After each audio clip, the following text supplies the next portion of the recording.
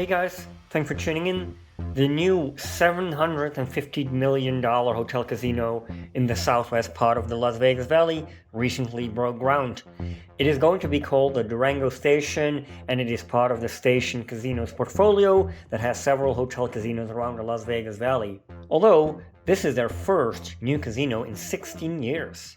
It is an 83,000 square feet property located near IKEA, off of the 215 Beltway and Durango Drive. The project is expected to be finished in late 2023, so here are some shots of the site as well as renderings of the property that are recently released as well. Thanks for watching, please like and subscribe and enjoy the video.